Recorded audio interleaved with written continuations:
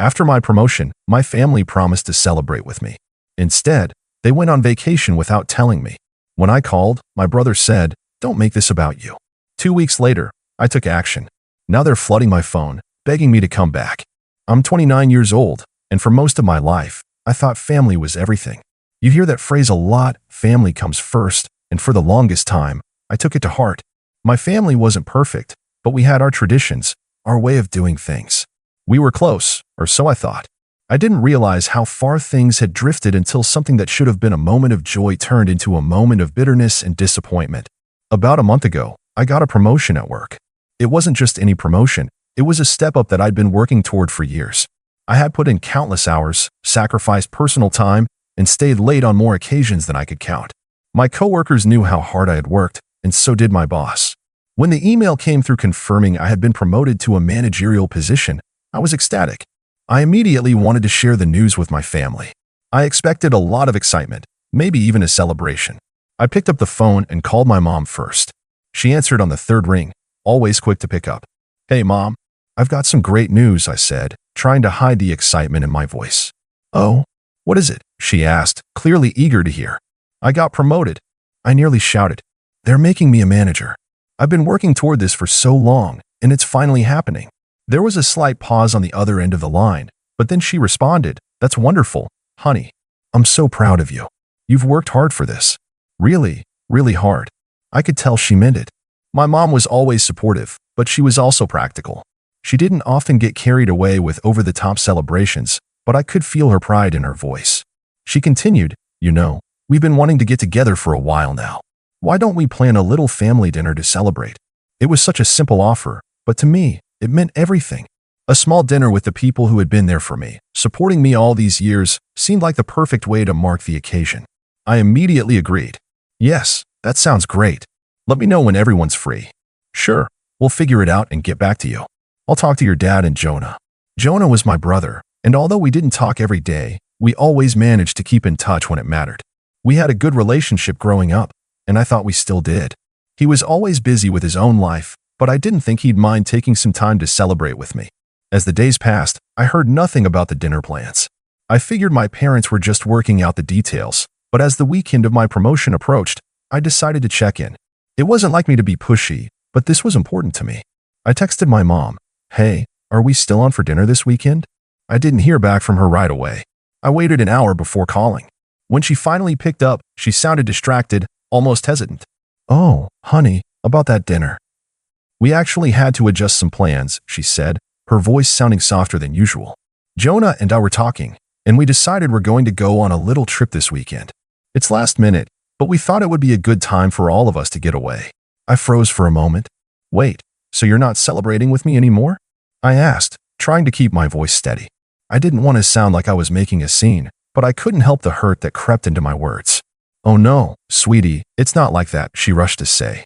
"We're still going to celebrate, just not this weekend. It's just that the timing didn't work out. We'll make it up to you, I promise." But the more she spoke, the less sincere it sounded. Something about her tone didn't sit right with me. I could tell she was trying to avoid upsetting me, but it didn't change the fact that I was upset. I was hurt. She wasn't even apologizing for changing plans without telling me. And Jonah, where was he in all of this? "I thought we had agreed on this weekend," I said, feeling a tightness in my chest. I was looking forward to it. I was counting on it. She didn't have much to say after that. She just repeated that they'd figure something out, and that was the end of the conversation. I hung up feeling a knot in my stomach. A trip? A last-minute trip? I had no idea how to feel. It wasn't just the fact that they'd gone on vacation. It was the fact that they hadn't even bothered to tell me about it. No heads up. No, "Hey, we're thinking about taking a trip. What do you think?" I was supposed to be the one who had made it, who had gotten this promotion. And yet, it felt like my accomplishment didn't matter at all. A few hours later, I called Jonah to ask him about it. "Hey, Jonah," I said, trying to keep my voice casual. "Mom said you guys are going on a trip this weekend. Why didn't you mention anything?" There was a noticeable pause on the other end of the phone. "Yeah, well, we didn't think it was that big of a deal. It's just a quick getaway, you know? We didn't want to interrupt the plans you had." I felt my face flush with frustration. "Interrupt the plans I had? You didn't even tell me about the trip until now. You knew I was waiting for us to celebrate." Jonah let out a long sigh. "Look, I get it. You're upset. But honestly, Don't make this about you. It's just a dinner. We're still family. Those words, the way he said it, so dismissive, as if my promotion wasn't worth celebrating, made my blood run cold. I could feel the anger bubbling up inside me, but I kept my voice steady. I've been working hard for this, Jonah. It's not just a dinner to me. I know, he said, but there was no real apology in his tone. But we're just doing this for us. It's not a big deal. I hung up the phone feeling completely drained, like I had just been punched in the gut. I couldn't believe it. The one person I thought would understand, would have my back, he was just brushing me off. I couldn't shake the feeling that they were all in on it together, that they hadn't even considered how this might make me feel. That night, I sat on my couch, staring at my phone. I wanted to text my mom, to call Jonah again, but something stopped me. Instead, I spent hours thinking about how to get my point across, how to show them that I wasn't going to be treated like this. I wasn't going to sit around and let them walk all over me. Not again. And then, just before I went to bed, I decided what I needed to do. They wanted to go on a trip without me? Fine. I would make sure they knew exactly how it felt to be excluded. It wasn't until the next morning that I finally made up my mind about what I was going to do. I woke up early, my mind already racing, turning over the conversation I'd had with Jonah the night before. It wasn't even just the lack of the celebration, it was the way they dismissed me. The way Jonah acted like my promotion didn't matter, like it wasn't worth celebrating. It hurt more than I wanted to admit, but I knew that I had every right to feel that way. I wasn't going to let it slide. I spent the day doing my usual routine, but I wasn't really focused. I kept checking my phone, half expecting an apology, or at least some kind of acknowledgement. Maybe my parents would call and explain themselves, or Jonah would send a message apologizing for how he'd acted. But nothing came. It was almost as if they assumed I would just move on from it, like it was no big deal. It was that night, as I sat down to dinner alone, that I realized something. I didn't need their approval. I didn't need their validation. I had worked hard to get where I was, and this promotion was my victory, no one else's. They may have been the ones I was hoping to celebrate with, but I didn't owe them anything. And if they were going to keep treating me like an afterthought, then maybe it was time to remind them who I was. I didn't make any drastic moves right away. That night, I sat with my thoughts, figuring out what my next step would be. What could I do to make sure my family knew how this felt? How to make them understand that I wasn't going to be left out in the cold like this? It wasn't about revenge, not in the petty sense. It was about asserting myself, about showing them that I deserved better. I wasn't going to be the one always making the effort, always bending over backwards while they got to do whatever they wanted. They needed to know that I had a limit, and they had crossed it. I spent the next couple of days in quiet contemplation, doing things that kept my mind busy. I went to work, took walks in the park, read a few books. But all the while, the idea kept growing inside me like a seed sprouting in the back of my mind. I had to make a decision, one that would get their attention. I couldn't just wait around for them to realize they'd messed up. I needed to do something that would make them see me, really see me. By the end of the week, I had my plan. I took some time off work. I knew it was risky, but I didn't care. They had all left without telling me about their trip, and here I was, stuck with nothing but my disappointment. The least I could do was give myself a little break, a chance to get away from all the tension. But I wasn't just going to go on any ordinary trip. This was going to be something special. I didn't need my family's permission, and I wasn't asking for their approval. I planned it all out, booked a place in a small town a few hours away, far enough that no one could just pop in and check on me. I found a charming little cabin near a quiet lake. It seemed like the perfect place to clear my head, maybe do a little soul-searching. And then, when I was ready, I'd let them know. I didn't have to explain myself, but I was going to make sure they understood how their actions had made me feel. They would know that I wasn't going to just let this slide. This wasn't going to be about a quick getaway from me. It was going to be a reminder that I was important, that my feelings mattered too. The day before I left, I reached out to Jonah. I kept it brief, calm even, but I could tell something was off when I sent the text. He hadn't tried to reach out since our last conversation, so I figured this was the best time to say something. "Hey Jonah," I typed. "I've decided to take a little trip myself. I'm leaving tomorrow for a few days. You guys enjoy your vacation. I'm sure you'll have a great time." It wasn't the message I'd originally thought about sending. I had considered a long, angry text, something that would let him know exactly how I felt. But I stopped myself. I didn't need to explain myself to him anymore. I didn't need to beg for attention or affection. Instead, I kept it simple, a little colder than usual, but still polite. I didn't expect a response, and for a while, I didn't get one. I packed my bags and left for the cabin the next morning. It was a quiet drive, the kind of journey that gave me time to think without distractions. The air outside was crisp, and there was a hint of rain, but it felt peaceful. I needed peace. I needed to be away from the noise of everything, especially my family's neglect. By the time I arrived, the cabin was everything I had hoped for: simple, cozy, with a view of the lake that stretched for miles. I could feel the tension in my chest begin to ease, just a little, as I unpacked. I spent the evening reading and staring out the window, taking in the view. I thought about my family, about how things had gotten so complicated. But at the same time, I realized something. This moment, this time away, was exactly what I needed. It wasn't about them anymore. It was about me. The next few days passed slowly. I enjoyed the peace of the cabin, and when I wasn't reading, I took long walks around the lake. There was something almost therapeutic about the isolation. I didn't feel lonely. Not really. I was just free.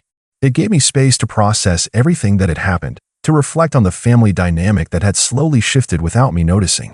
On the fourth day of my trip, I woke up to a series of missed calls. The first one was from my mom. The second was from Jonah. I hadn't expected to hear from anyone, at least not this soon.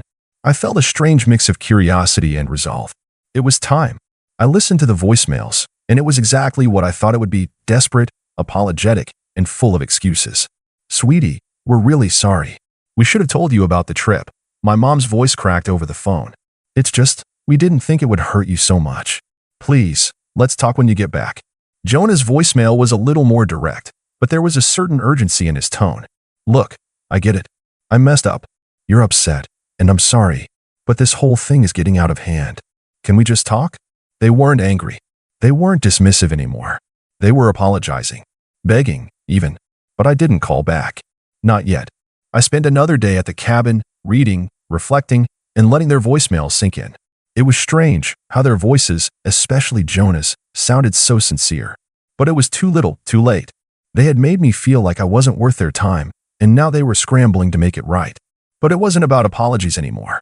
It wasn't just about being excluded from their little vacation. It was about the principle.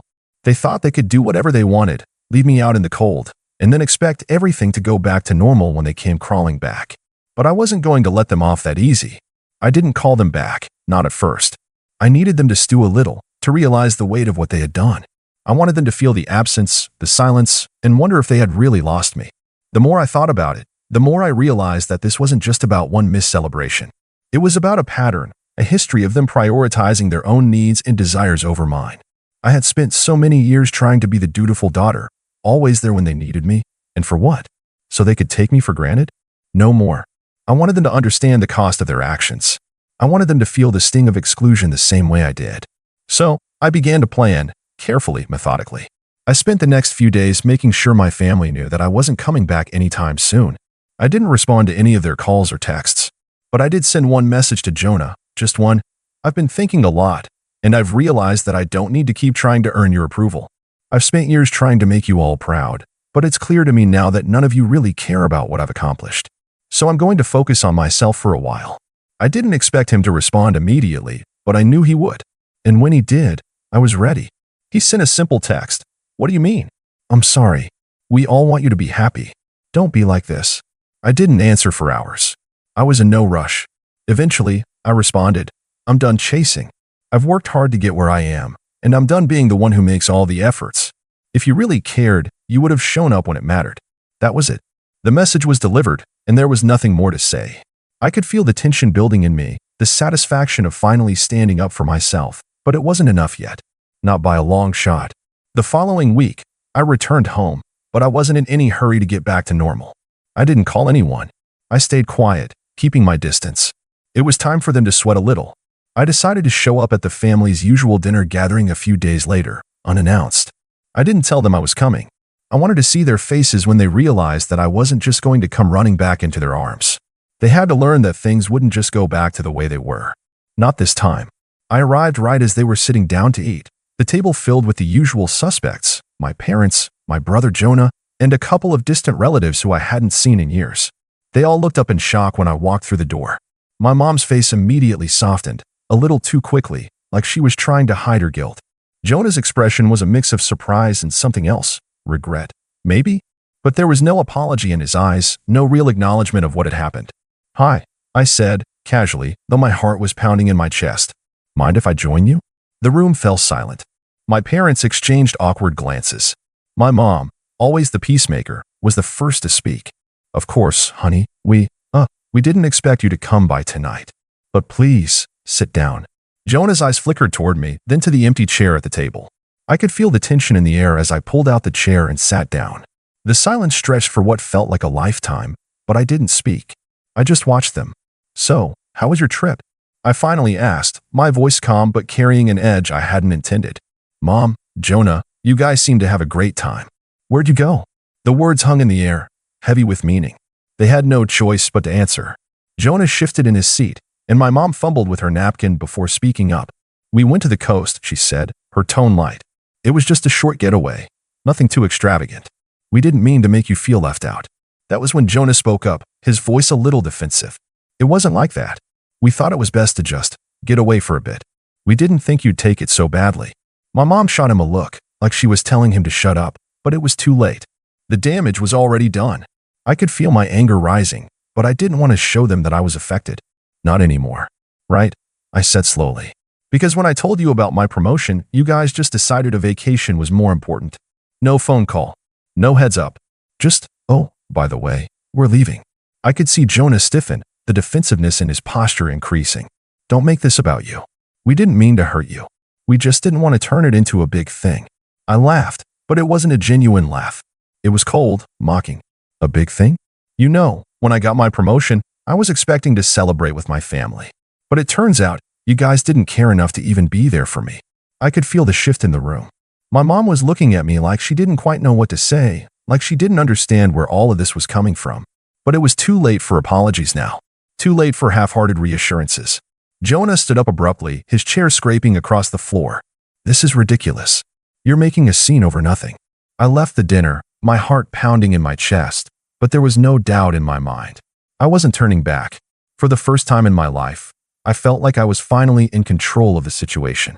I wasn't going to let my family walk all over me anymore. Over the next few days, my phone was flooded with messages and calls from my mom and Jonah. At first, I ignored everything. I was still furious, and I wasn't about to let them think they could just apologize and everything would go back to normal. I needed them to understand the depth of what they'd done. Finally, a couple of days later, I decided to listen to their voicemails. My mom's voice was shaky and full of guilt. Sweetheart, please. We're so sorry. We didn't realize how much this would hurt you. You've always been so understanding, and we took you for granted. Please, we'll make it right. Come home. Jonah's message was more direct, but equally apologetic. Look, I get it now. I should have been there. We all should have been there. I'm sorry, okay? Can we just talk? I didn't respond immediately. I wasn't ready to forgive them yet, but a part of me knew that they were sincere. They were starting to see what they had done, and I could tell they were worried they had pushed me too far. They didn't want to lose me. After a few days of reflecting, I made the decision to meet them. I didn't want to carry this anger around anymore, and I realized that if I kept holding on to it, it was only going to hurt me. So, I agreed to meet them at a small cafe in town. It was the first step in trying to heal the rift, but I wasn't going to make it easy for them. They needed to understand that things couldn't just go back to normal without consequences. When I walked into the cafe, my mom and Jonah were already sitting at a table. Jonah looked a little uncomfortable, but my mom was doing her best to put on a brave face. They both stood up when I approached, but I could tell they were hesitant, unsure of how I would react. I sat down, but I didn't immediately speak. I let the silence hang for a moment, just to let the tension settle in. Finally, it was my mom who broke it. I know we've hurt you, and we've taken you for granted, she began, her voice filled with regret. We're sorry. We should have celebrated your promotion with you, and we shouldn't have left you out. We just didn't think it would be a big deal. I looked at her, trying to read her face. Part of me wanted to snap back, to tell her that it wasn't just about the celebration, but about how they always made me feel invisible, how they prioritized everything else over me. But I held it in. This wasn't the time for more anger. I'm glad you're acknowledging it, I said, keeping my tone steady. But you have to understand, this isn't the first time I've been pushed aside. I've always been there for you guys, and it feels like you don't even notice when I need you. Jonah nodded slowly. I didn't get it at first, but I see now. I should have been there for you. We should have been there for you. I'm really sorry. I watched them, and for the first time in a long time, I felt like they were genuinely sorry, not just because they were trying to fix things to make themselves feel better, but because they realized they had actually hurt me. They were starting to see how much they had taken me for granted. I don't want things to be like this, I continued, my voice softening.